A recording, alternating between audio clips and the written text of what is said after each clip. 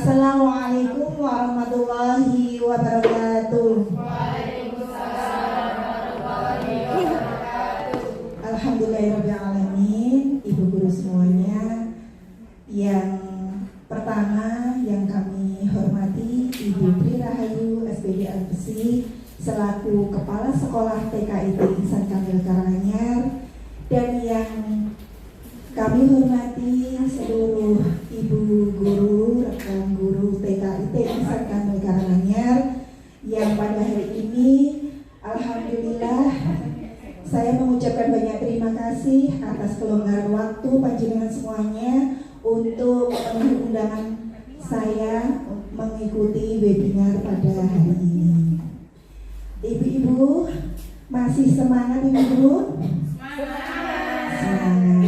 Coba angkat tangan kanannya dulu. Ya, angkat tangan kirinya. Ya. Sekarang biar tambah semangat. Sudah nggak pegang apa-apa nggih? Tepuk semangat.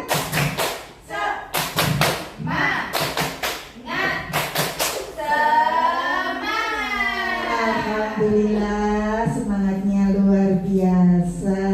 Nah, ibu-ibu, pada hari ini saya akan berbagi tentang pemahaman dan pengalaman tentang budaya positif, salah satu materi dari program guru penggerak. Ya, penggerak itu salah satunya adalah budaya positif. Kalau kita lihat bahwa budaya positif ini itu perlu tidak Bu untuk dilaksanakan atau diterapkan di sekolah kita. Sangat perlu. Itu sangat perlu karena memang itu bagian dari pendidikan ya, pendidikan karakter yang akan kita tumbuhkan pada anak-anak didik kita. Kemudian sebelum saya menginjak pada budaya positif, nah di sini ada perubahan. Saya sampaikan tentang perubahan paradigma belajar. Kalau dulu pembelajaran yang di bidang pendidikan ya itu berorientasi pada guru. Kalau sekarang berorientasi pada siswa. Kemudian yang kedua, kalau dulu pembelajaran itu siswa sebagai objek belajarnya, tapi kalau sekarang siswa itu menjadi subjeknya. Nah, tentang proses pembelajarannya, kalau dulu tentang apa terjadi pada tempat dan waktu tertentu. Kalau sekarang itu lebih fleksibel, ya. Pembelajaran itu bisa terjadi di mana saja. Nah, ini perubahan paradigma belajar itu. Dan untuk tujuan utama yang dulu, pembelajaran yang dulu itu menitik beratkan pada penguasaan materi saja. Jadi kita seorang guru itu hanya mentransfer ilmu. Tapi kalau sekarang pembelajaran itu tujuan utamanya adalah untuk pembentukan tingkah laku atau karakter siswa. Ini yang merupakan perubahan paradigma belajar yang sekarang. Apakah kita sudah merasakan perubahan Ibu? Sudah merasakan perubahan tersebut? Sudah. Alhamdulillah. Memang kita dituntut untuk mengalami perubahan tersebut karena memang sudah sesuai dengan zamannya ya, sesuai zamannya dan sekarang kecanggihan teknologi. Nah, Ibu, saya ada sedikit permainan ya. Coba panjenengan ini berpasang-pasangan ya. Bu Yemi kali Bu Dia, Bu Hermin kali Bu Sati, Bu Atik kali Bu Nani. Nah, coba salah satu itu mengepalkan tangan. Ya, salah satu Bu Dia sama Bu Yemi yang mengepalkan Bu Yemi. Nah, kepala tangan itu ibaratkan ada sesuatu atau benda yang berharga di dalamnya. Ya, di dalamnya, dan jangan sampai kepala itu dibuka. Ya, dibuka, dan bagaimana yang mengepakkan kepala tangan itu tidak membuka, itu nanti panjenengan sendiri yang akan mengontrolnya. Ya, dan sekarang coba yang pasangannya berarti kalau Bu Dia sama Bu Yeni, coba panjenengan berusaha bagaimana caranya kepala itu terbuka.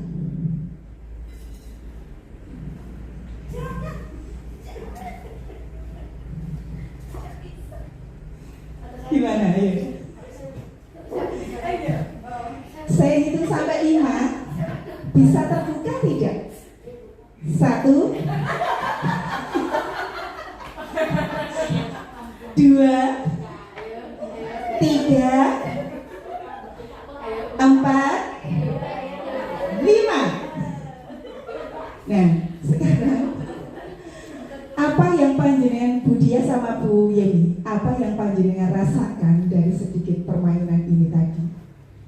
Itu terbuka nggak tangannya? Tidak. Ya. Kenapa Bu? Kok tangannya Bu Dia tidak terbuka? Kenapa Bu Dia kok tangannya tidak dibuka? Karena saya mempertahankan hak milik saya.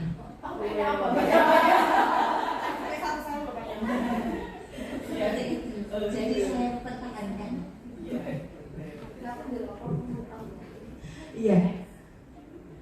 Kalau dari permainan ini, hikmah dari permainan ini, kepala tangan tadi itu memang ada jawaban. Mungkin ada yang menjawab mudah dibuka atau sulit dibuka. Betul Bu Dia.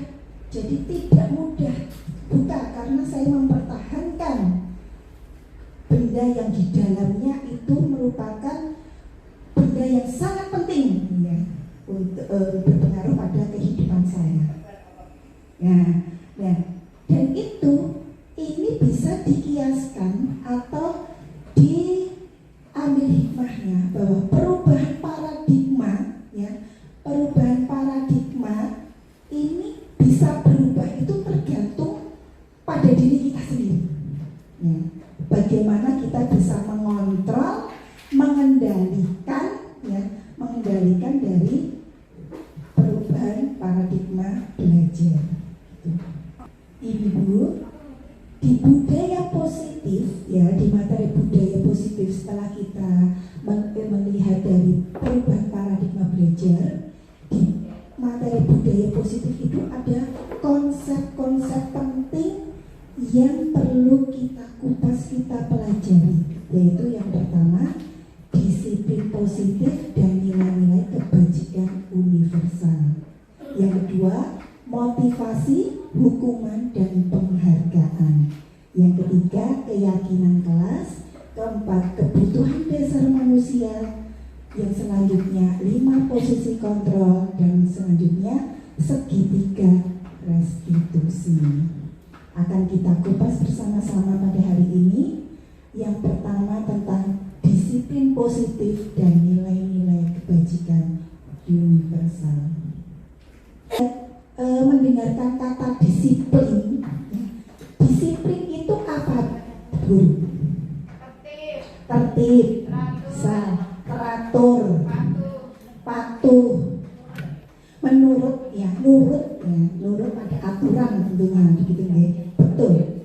Disiplin ini dimaknai menjadi sesuatu yang dilakukan seseorang pada orang lain untuk mendapatkan kepatuhan. Jadi kalau kita melihat orang atau kita sendiri yang melakukan disiplin itu, kita dalam rangka untuk patuh pada aturan, gitu. Nah, kita sudah sangat kenal Ibu dengan sosok ini. siapa Ibu? Ki Hajar Dewantara. Siapa Ki Hajar Dewantara? Bapak pendidikan. Bapak pendidikannya. Nah, Ki Hajar Dewantara menyampaikan, di mana ada kemerdekaan, disitulah harus ada disiplin yang kuat. Ya, jadi kalau kita merdeka, ya, itu pasti di dalamnya ada disiplin yang kuat. Nah, merdeka itu artinya tidak hanya terlepas dari perintah, akan tetapi juga cakap buat untuk memerintah diri sendiri. Ya, jadi ini artinya merdeka, ya. Merdeka itu tidak hanya terlepas dari perintah, akan tetapi juga cakap buat memerintah dirinya sendiri. Ya. Nah, tadi di materi ini disiplin positif dan nilai-nilai kebajikan universal. Apa nilai-nilai kebajikan universal? Nilai-nilai yang baik atau sifat-sifat positif manusia yang merupakan tujuan mulia yang ingin dicapai setiap individu. Nah, individu. Nah, tujuan mulianya itu apa, ya? Ya, kita sebagai pendidik mempunyai tujuan menciptakan anak-anak yang memiliki disiplin diri sehingga mereka bisa berperilaku dengan mengacu pada nilai-nilai universal tersebut dan memiliki motivasi intrinsik, ya, motivasi yang timbul pada dirinya sendiri, yang datang pada dirinya sendiri, bukan ekstrinsik, bukan yang ada dapat dari orang lain, begitu Ibu.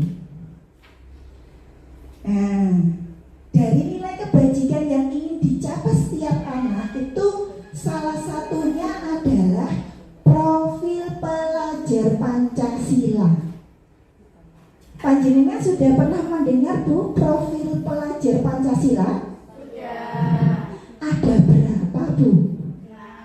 Ada 6. Napa mawon Bu? Ya, betul.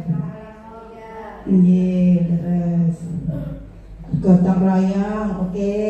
Terus mandiri, betul.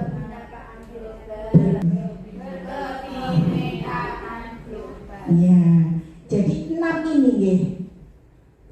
Profil pelajar Pancasila ada 6. Pasti ibu-ibu sudah sangat mengenal dan sudah mempraktekannya di kelasnya masing-masing, gitu. Dan sekarang bab yang kedua tentang motivasi, hukuman, dan penghargaan.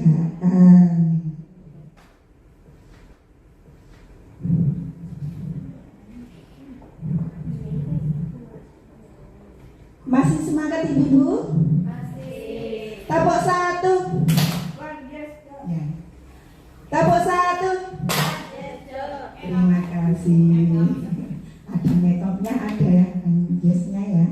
Nah, teori motivasi, ya, menurut Diane Gossen, ya, ada 3 motivasi perilaku manusia.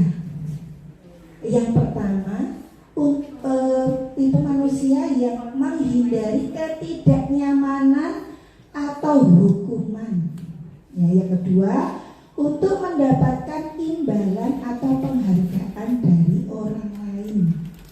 Kemudian yang ketiga, untuk menjadi orang, mereka menginginkan menghargai diri sendiri dengan nilai-nilai yang mereka percaya. Ya, kita kupas satu-satu nih Bu. Ini untuk itu yang pertama, manusia yang menghindari ketidaknyamanan atau hukuman. Ini adalah tingkat yang terendah ya dari motivasi perilaku manusia. Biasanya orang yang motivasi perilakunya untuk menghindari hukuman ini atau ketidaknyamanan akan bertanya, apa yang terjadi apabila saya tidak melakukannya? Ya, seperti itu. Jadi ada 3 tipe manusia ya. Nah, kemudian yang kedua, manusia untuk mendapatkan imbalan itu yang bagaimana? Nah, ini satu tingkat di atas motivasi yang pertama tadi. Di sini orang berperilaku untuk mendapatkan imbalan atau penghargaan dari orang lain. Nah, yang ketiga ini manusia untuk menjadi yang mereka inginkan, menghargai diri sendiri dengan nilai-nilai yang mereka inginkan. Nah, orang dengan motivasi ini akan bertanya, menjadi orang seperti apa saya? Ya, mereka melakukan sesuatu karena nilai-nilai yang mereka yakini. Ini adalah motivasi yang akan membuat seseorang memiliki disiplin positif, ya, karena motivasi berperilakunya bersifat internal. Begitu Ibu. Nah, sekarang tentang hukuman dan penghargaan. Hukuman dan penghargaan, ya, dalam menjalankan peraturan di dalam kelas atau sekolah, bila mana ada suatu pelanggaran, tentunya sesuatu akan terjadi. Untuk itu kita perlu meninjau ulang tindakan penegakan peraturan yang berlaku di kelas atau di sekolah tersebut. Tindakan tersebut terhadap suatu pelanggaran pada umumnya berbentuk hukuman atau konsekuensi. Nah, ini Ibu kalau di kelas pernah memberikan penghargaan pada anak enggak? Ada yang bersedia bercerita, Bu? Penghargaan apa yang pernah diberikan pada anak didiknya di kelas? Biar minggir.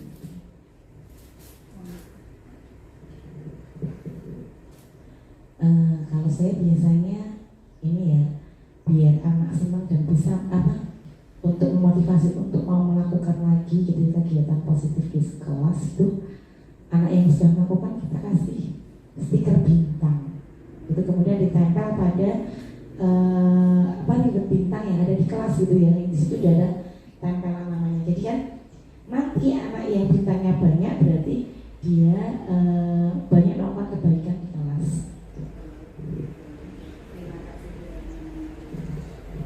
Oh iya.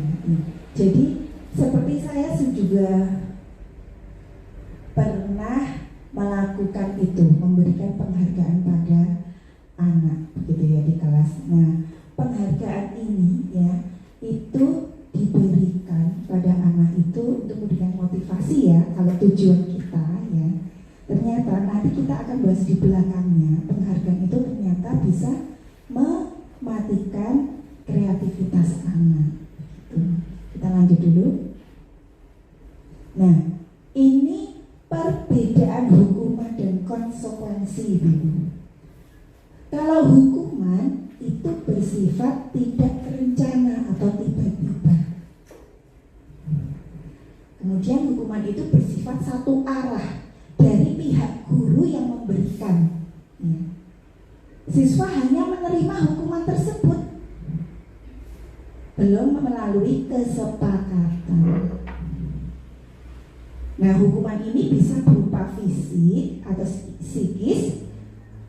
Yang dimaksud, siswa merasa tersakiti dari perbuatan atau kata-kata yang bisa dari verbal juga ya, seperti itu. Nah, bedanya dengan konsekuensi apa? Kalau konsekuensi itu sudah terencana, atau sudah disepakati. Nah, konsekuensi itu guru dan siswa sudah saling menyepakati, ya, dan konsekuensi itu bersifat membuat tidak nyaman siswa, ya, tapi hanya untuk jangka pendek. Ibu, nah diberi berdasarkan suatu data yang umum untuk bisa diukur, ya. Jadi konsekuensi itu diberikan berdasarkan suatu data, ya, seperti itu. Dan ini penghargaan yang tadi yang sudah disampaikan salah satu dari teman kita. Kalau menurut Alfikon mengemukakan bahwa penghargaan maupun hukuman itu cara-cara mengontrol perilaku seseorang yang menghancurkan potensi untuk pembelajaran yang sesungguhnya. Menurut beliau, secara ideal, tindakan belajar itu sendiri sudah merupakan penghargaan yang sesungguhnya. Ya, jadi ada banyak ilmu, ya Bu, yang baru, ya, tentang awalnya kita sering memberikan penghargaan, pujian, gitu ya. Nah, di sini juga ada beberapa pernyataan dari ya, dari hasil pengapatannya. Yang pertama, penghargaan tidak efektif. Nah, ternyata penghargaan itu tidak efektif, bro. Ya. Jika kita memberikan sesuatu, ya, memberikan sesuatu pada seseorang, penghargaan untuk melakukan sesuatu itu, maka kita harus terus memberikan penghargaan itu.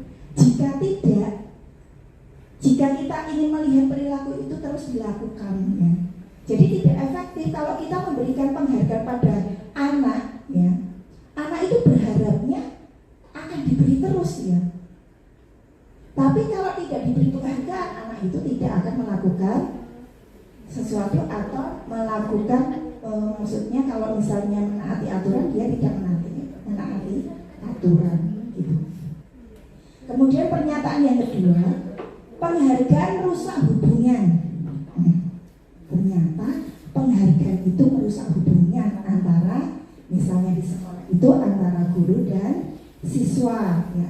Ketika seseorang itu diberi penghargaan atau dipuji di depan orang banyak, maka yang lain akan merasa iri, dan sebagian dari mereka akan tidak menyukai orang yang diberi penghargaan tersebut. Misal ada anak yang mengerjakan sesuatu, permainan atau membuat sesuatu, membuat orang-orangan misalnya. Dia sudah selesai nomor 1 dan hasilnya bagus. Bu guru memberikan penghargaan, yeay Mas Adi sudah selesai, bagus sekali orang-orangannya. Kemudian diberi, ini dikasih bintang. Ternyata ada teman yang melihat, ya kalau begitu bagus, Adi dikasih bintang, aku enggak. Nah, ada temannya yang iri. Nah, ternyata penghargaan itu bisa merusak hubungan antara siswa dengan siswa, bisa, ya. Terus temannya tadi jadi tidak suka sama Adi yang mendapat penghargaan itu. Kemudian pernyataan selanjutnya, penghargaan mematikan kreativitas, ya, seperti yang saya sampaikan tadi. Membuat kreativitas itu membutuhkan waktu yang lama, ya, karena dalam hal memecahkan masalah dan membangun ide-ide baru, maka jika dijanjikan penghargaan, kreativitas mereka akan berkurang. Sebenarnya dalam diri anak itu idenya banyak, gitu. Jadi kreativitas itu bisa dibangun, ya, tergantung dari stimulasi gurunya. Karena memang sudah sering dilaksanakan penghargaan ini, ya, bisa jadi penghargaan ini mematikan kreativitas dari anak tersebut. Kalau tidak diberi penghargaan, dia tidak mau berpikir, ya, tidak mau berpikir, tidak mau mengungkapkan ide-ide baru untuk membangun kreativitas yang baru. Seperti itu.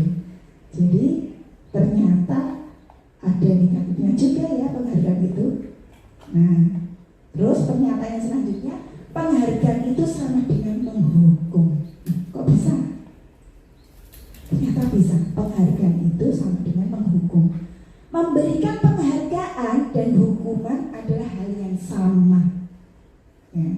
Kalau yang penghargaan sama dengan menghukum ini, dampaknya itu kedepannya atau jangka panjangnya. Karena keduanya cara mencoba untuk mengendalikan perilaku seseorang. Pada dasarnya orang tidak suka dikendalikan dalam jangka waktu yang lama. Penghargaan akan terlihat sebagai hukuman. Nah, seperti itu Ibu. Jadi mungkin sekarang kita sudah tahu Ibu, sudah tahu ilmunya. Ternyata penghargaan itu menghukum siswa anak ya, menghukum anak tapi dalam jangka waktu yang lama. Itu. Nah, sekarang kita ke bab selanjutnya yaitu keyakinan kelas. Masih semangat Bu? Tepuk satu, one yes. Kagetnya. Nah, keyakinan kelas. Ibu pasti sudah pernah mendengar ya. Kalau keyakinan, yakin. Pernah mendengar nggak Bu keyakinan gitu? Pernah. Biasanya kita menggunakan kata kesepakatan ya, kesepakatan ya. Nah, iya, jadi keyakinan kelas itu sama dengan kesepakatan kelas. Jadi dari nilai-nilai kebajikan universal yang disepakati secara tersirat dan tersurat lepas dari latar belakang suku, negara, bahasa maupun agama. Jadi nilai-nilai kebajikan menjadi landasan dalam membuat keyakinan kelas. Jadi nilai-nilai kebaikan ya, sifat-sifat positif tadi ya, itu menjadi landasan untuk membuat keyakinan kelas. Nah, ini Ibu. Seseorang akan lebih tergerak dan bersemangat untuk menjalankan keyakinan kelas daripada hanya sekedar merangkai peraturan tertulis tanpa makna. Ya. Jadi keyakinan kelas ini sudah melalui kesepakatan ya, kalau di kelas antara guru dengan siswa. Nah, murid-murid itu perlu mendengarkan, memahami arti tentang peraturan-peraturan yang diberikan ya. Apa nilai-nilai kebajikan di baliknya, kemudian apa tujuan utamanya, seperti itu. Nah, terus pembentukan keyakinan kelas di sekolah atau di kelas bagaimana gitu ya. Nah, ini Ibu ya, pembentukan keyakinan kelas bersifat abstrak ya, bersifat abstrak berupa pernyataan-pernyataan universal ya. Jadi pernyataan dibuat dalam bentuk positif. Jadi kalimatnya positif, pernyataan yang positif. Tidak terlalu banyak biar mudah diingat dan dipahami. Ya.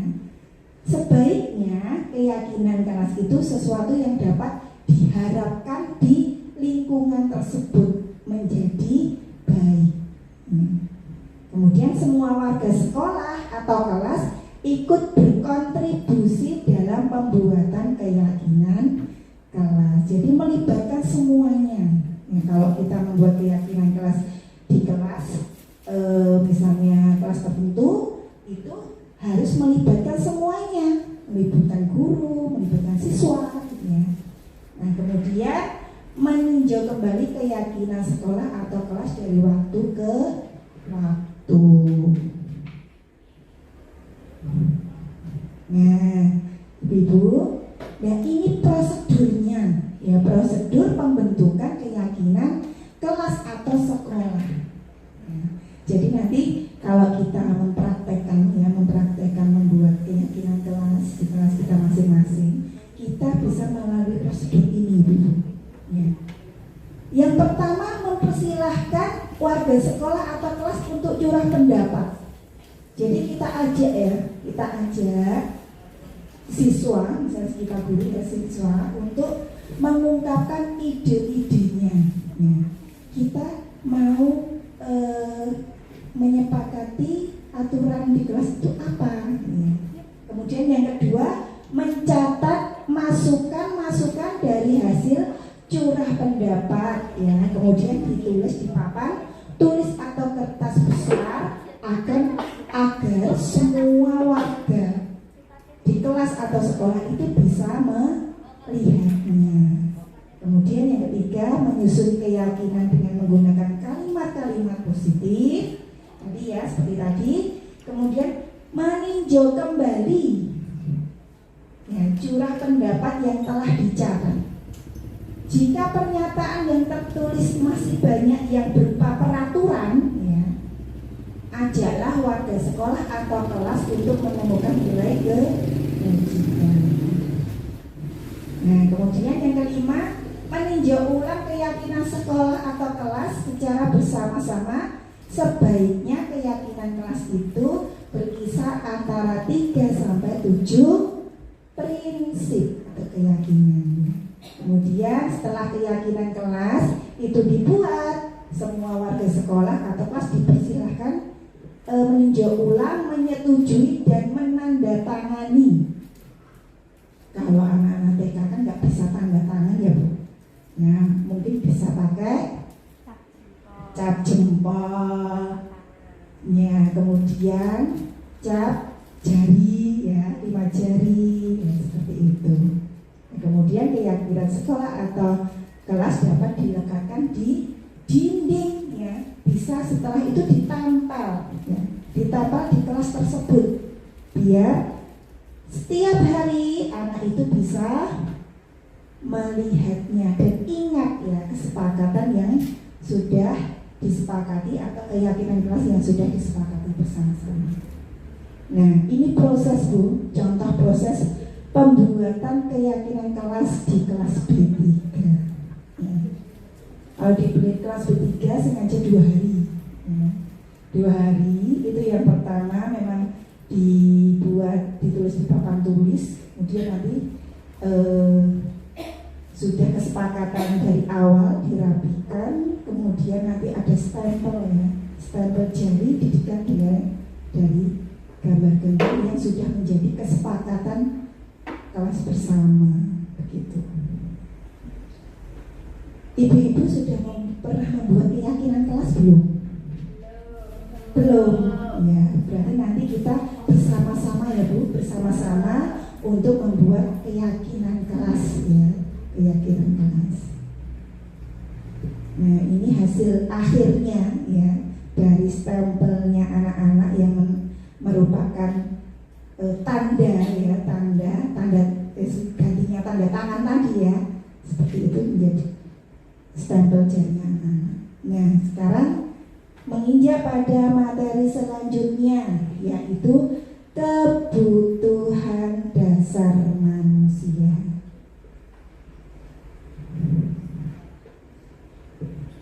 Masih semangat Bu? Ya, biar tambah semangat, kita tepuk semangat dulu ya Bu.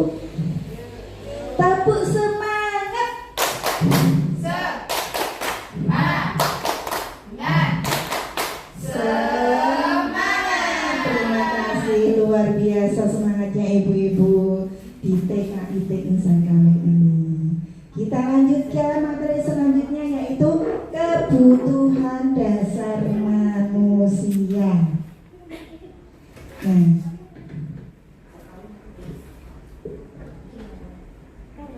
saya izin duduk ya Bu.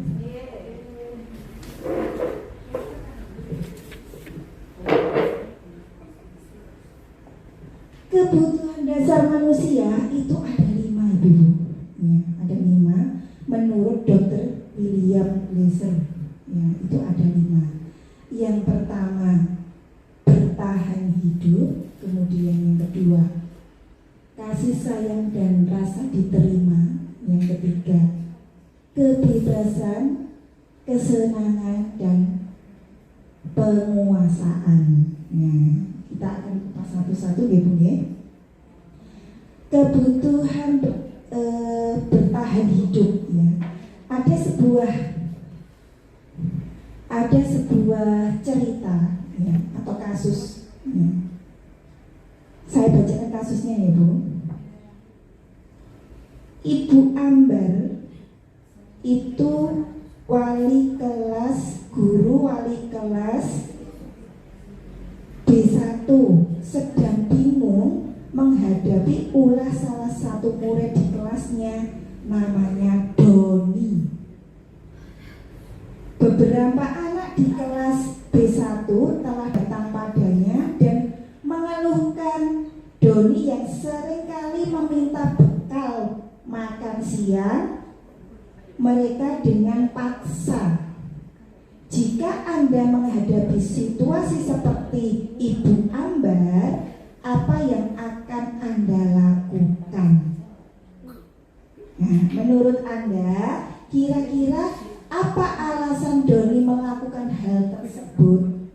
Jadi ceritanya dalam satu kelas ya, di kelas B1 itu ada guru yang namanya Bu Ambar. Nah, di kelas itu ada siswa yang namanya Doni. Dia sukanya meminta bekal makan siang di kelasnya pada teman-temannya. Nah, kira-kira kalau panjenengan itu posisinya seperti Ibu Ambar, itu apa yang akan panjenengan lakukan, Bu Guru? Dinasihati, betul. Kemudian ada yang lain? Ditegur, ya? Ditanya kenapa kok ngambil bekal temennya, begitu nggih? Nah, iya, itu. Nah, di sini ada 5 kebutuhan dasar manusia. Nah, kalau kisahnya Doni tadi itu ternyata jawabannya itu, Bu Guru, aku lapar. Orang tua tidak membawakan bekal dari rumah misalnya begitu, makanya dia minta bekalnya temannya. Nah, itu termasuk kebutuhan apa Ibu? Bertahan hidup, betul. Nah, kemudian kalau Doni itu senang ya, dia pokoknya melakukan itu senang ya, temannya jadi memperhatikan dia, kemudian gurunya juga memperhatikan. Nah, seperti itu berarti kebutuhan apa Bu? Kesenangan. Bisa jadi. Terus? Iya, tak perhatian atau pengen diperhatikan atau kasih sayang lagi ya Bu. Nah, kemudian kalau ternyata di dalam 5 kebutuhan dasar ini ya, di penguasaan ya, salah satunya di penguasaan itu memiliki kebutuhan dasar. Biasanya orang yang memiliki kebutuhan dasar ini ingin selalu menjadi pemimpin ya, karena berkuasa. Nah, jika dikaitkan dengan cerita tadi yang kasusnya Doni tadi ya, itu Doni merasa hebat karena temannya jadi takut. Dia ambil bekal temannya, dia takut. Akhirnya temannya mengasihkan bekal itu. Nah, itu termasuk penguasaan. Ya. Maaf Bu, slide-nya hilang sebentar nih. Ya, terima kasih. Nah, terus kebutuhan kebebasan ya, kebebasan.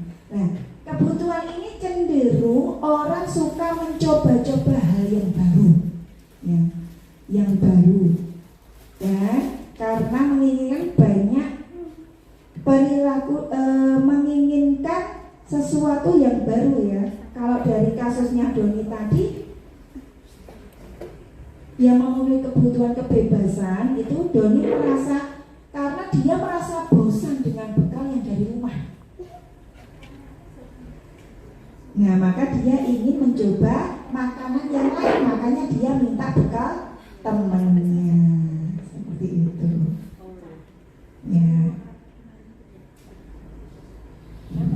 Nah, ini Ibu yang tadi ya keterangannya tadi ya, dari kebutuhan bertahan hidup, kemudian kasih sayang dan rasa diterima, kemudian penguasaan, kebebasan. Nah, yang terakhir kesenangannya. Biasanya di kebutuhan dasar manusia yang kesenangan ini memiliki biasanya ingin menikmati apa yang dilakukan, ya, apa yang dilakukan. Orang ini suka menggemaskan, ya, melucu, suka bergurau, bercanda. Dalam kasus tadi ya, Ibu Ambar sama Doni tadi yang di kelas Doni suka meminta bekal temannya, ya, itu karena dia iseng, ya, iseng saja. Dan ingin menikmati ekspresinya teman-temannya. Setelah saya ambil bekalnya, dia merasa oh temannya itu ekspresinya lucu, ya, dia senang, ya. Itu kebutuhan dasar kesenangan. Gitu Ibu. Nah, sekarang kita menginjak pada 5 posisi kontrol. Nah, 5 posisi kontrol. Yang pertama penghukum. Kemudian yang kedua apa Bu? Pembuat merasa bersalah. Yang ketiga sebagai teman. Yang keempat pemantau. Yang kelima manajer. Kita akan kupas satu-satu ya Bu ya. Nah, penghukum.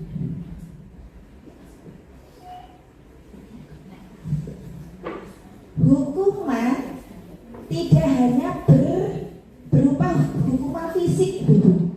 Jadi hukuman itu bisa berupa verbal atau kata-kata. Ya.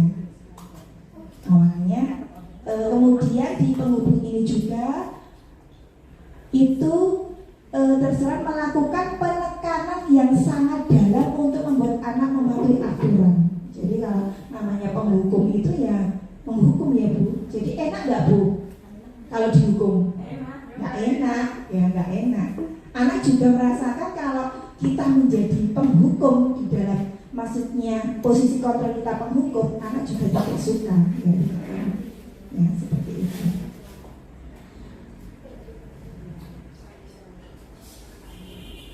Tapi insya Allah ibu-ibu yang di sini tidak ada yang menjadi penghukum ya. Insya Allah kita juga tidak memilih posisi kontrol yang ini. Kemudian yang kedua, pembuat merasa bersalah. Nah, pembuat merasa bersalah ini bagaimana ya? Biasanya membuat orang lain tidak nyaman, dan kata-kata yang diucapkan itu sebenarnya lembut, namun menyakitkan.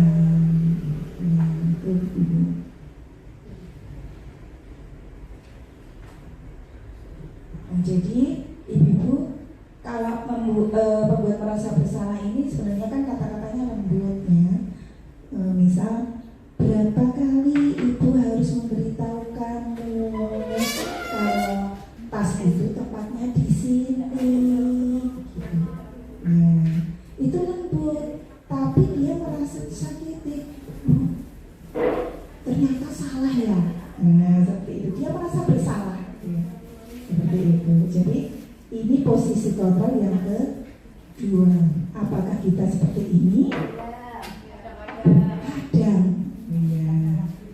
Ini berarti nanti kira-kira dari 5 posisi kontrol ini yang sebaiknya tertanam pada diri seorang guru itu yang mana, gitu ya. Itu. Ini yang kedua. Kemudian yang ketiga sebagai teman, ya, sebagai teman. posisi kontrol yang sebagai teman ini, posisi ini tidak akan menyakitkan anak, memang tidak menyakitkan anak ya. Namun akan berupaya mengontrol anak melalui persuasi. Kemudian sebagai teman ini, posisi ini bisa positif maupun negatif ya. Hal negatif pada posisi ini adalah bila suatu saat anak ini tidak dibantu, dia akan merasa kecewa ya, maaf. Terus anak hanya akan bertindak untuk guru tertentu saja ya, seperti itu. Jadi tidak semua guru ya itu dia patuh ya atau nurut ya sama guru tersebut ya. Sebenarnya bagus ya sebagai teman ya. Nah ini ada hal yang negatif juga ya. Kalau kita sebagai teman itu misalnya guru mengatakan ya sudah kali ini tidak apa-apa, nanti ibu bantu ya. Nah suatu saat kalau guru tersebut tidak membantu ya, anak ini merasa kecewa. Nah ternyata bu guru hari ini tidak membantu aku ya, seperti itu. Nah ini posisi kontrol yang ketiga. Sekarang yang keempat, pemantau.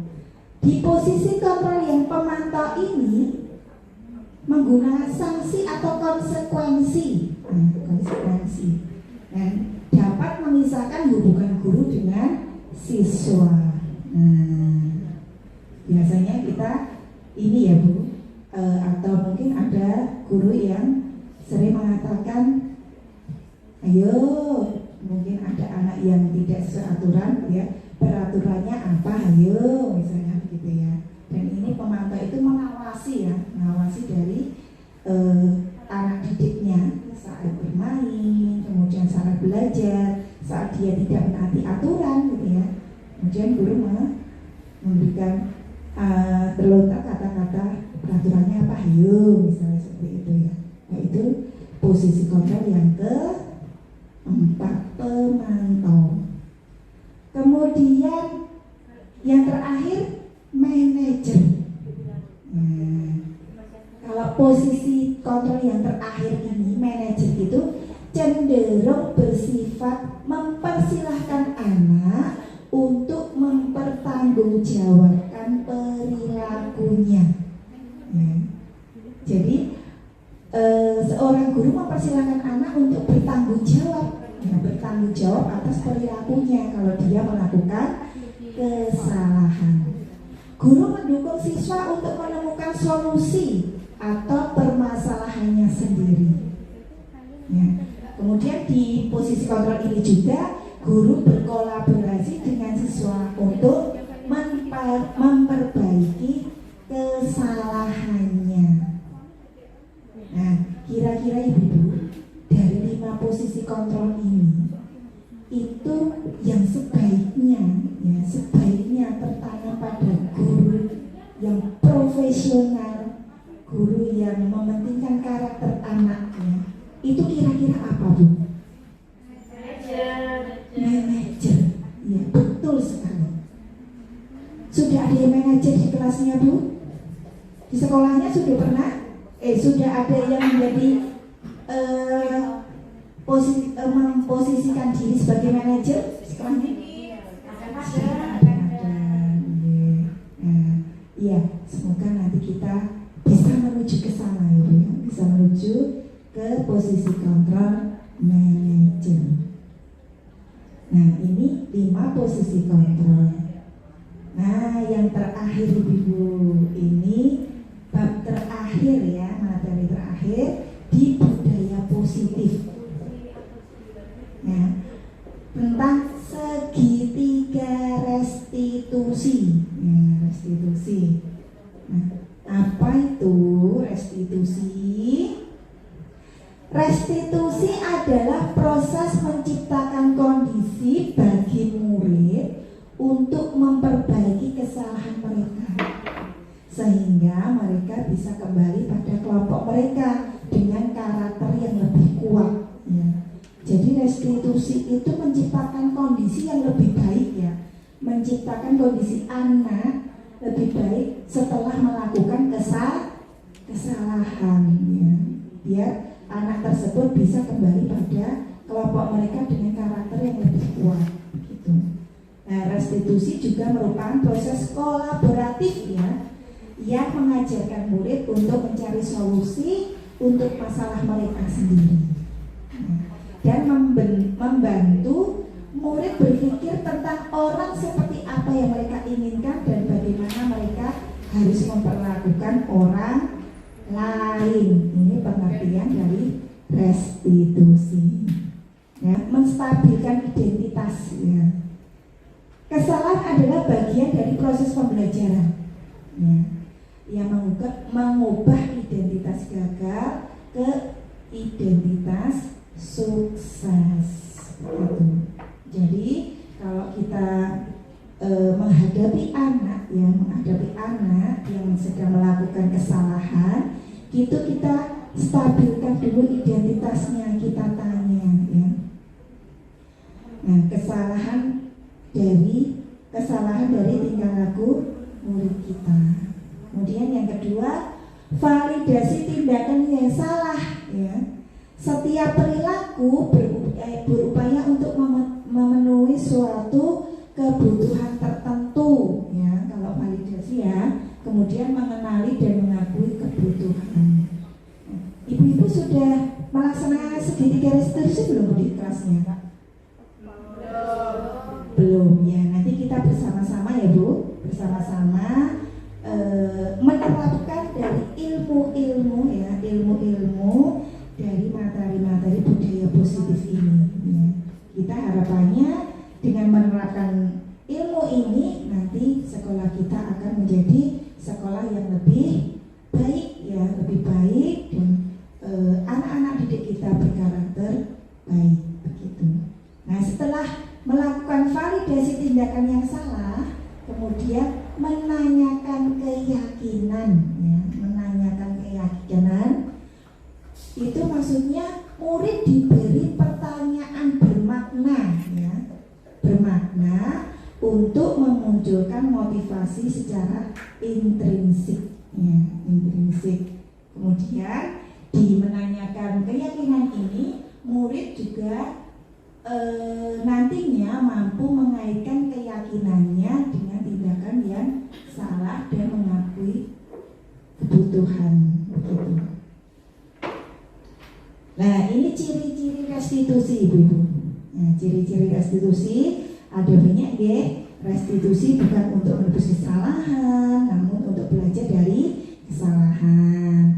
Restitusi memperbaiki hubungan. Restitusi adalah tawaran, bukan paksaan. Restitusi menuntut untuk melihat ke dalam diri siswa ya. Ini sampai dengan restitusi mengembalikan murid yang berbuat salah pada kelompoknya. Jadi ciri-ciri restitusi banyak sekali nggih, seperti itu.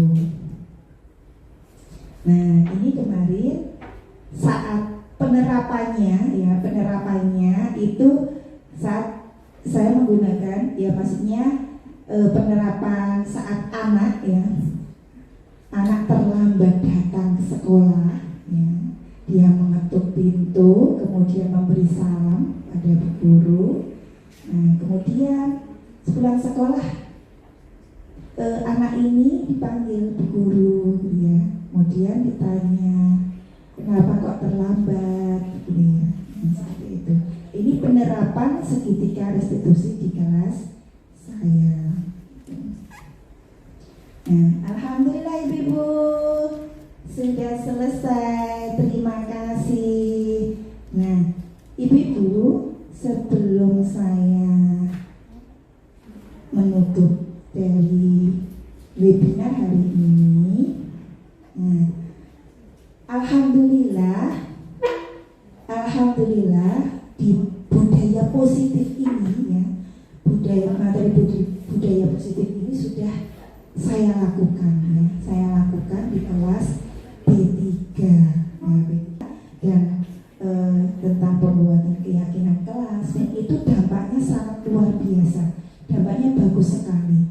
Anak jadi ingat ya, anak jadi ingat kesepakatan-kesepakatan, aturan-aturan itu yang sudah disepakati antara teman-temannya dengan bu guru. Dan itu hasilnya sangat luar biasa. Dan karena dari keyakinan kelas itu sudah ditempel di kelas, jadi anak akan ingat, ya. Anak ingat terus, oh ini aku harus sayang teman, ya. Aku sayang teman. Kemudian di situ ada kesepakatan yang sudah disepakati anak-anak, setiap bermain itu membereskan mainannya. Kemudian yang ketiga, yang disepakati lagi yaitu adab makan, ya, melakukan adab makan yang benar. Kemudian yang ada 4 misalnya, ada 4 dari kesepakatan yang sudah disepakati di kelas B3. Nah itu alhamdulillah dampaknya anak-anak semakin taat aturan, ya, taat aturan dan terus termotivasi, ya, termotivasi setelah melihat kesepakatan yang sudah dibuat ditambah di dinding kelas. Nah dari situ saya mendapatkan refleksi, Ibu, refleksi dari budaya positif yang sudah saya lakukan di kelas. Itu ada tambahan-tambahan atau ada kesepakatan yang kurang, ya. Dan nantinya itu akan saya tambahkan, yaitu memberi salam saat masuk kelas. Itu belum disepakati dulu, belum tertulis di sana, ya. Insya Allah nanti akan ditambahkan, ya. Itu menjadikan refleksi di kelas saya untuk saya tambahkan menjadi memberikan salam ketika masuk kelas, begitu, Ibu. Jadi alhamdulillah materi saya webinar pada hari ini sudah selesai. Dan terima kasih atas kelonggaran waktu ibu-ibu untuk mengikuti webinar pada hari ini. Semoga nantinya, ya, dari materi budaya positif ini bisa kita laksanakan di sekolah kita, dan sekolah kita akan bertambah lebih baik, ya, akan menciptakan karakter-karakter anak didik yang baik, begitu. Terima kasih ibu-ibu atas perhatiannya dan kesetiaannya dari awal sampai akhir untuk mengikuti webinar pada hari ini. Dan saya tutup, terima kasih. Assalamualaikum warahmatullahi wabarakatuh.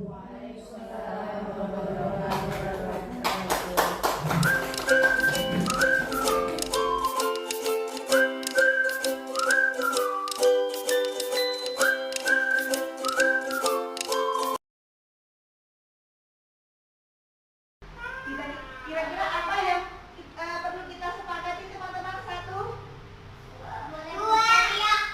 tidak boleh berteriak. Oke. Terus ada lagi?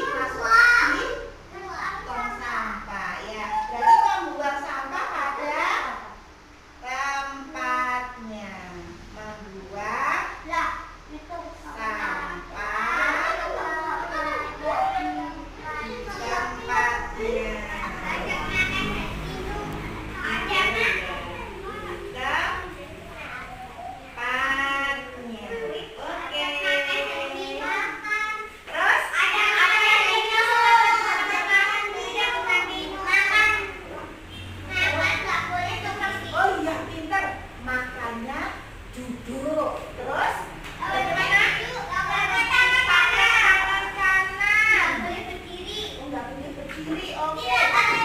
Berarti makan dan minum sesuai dengan adabnya ya.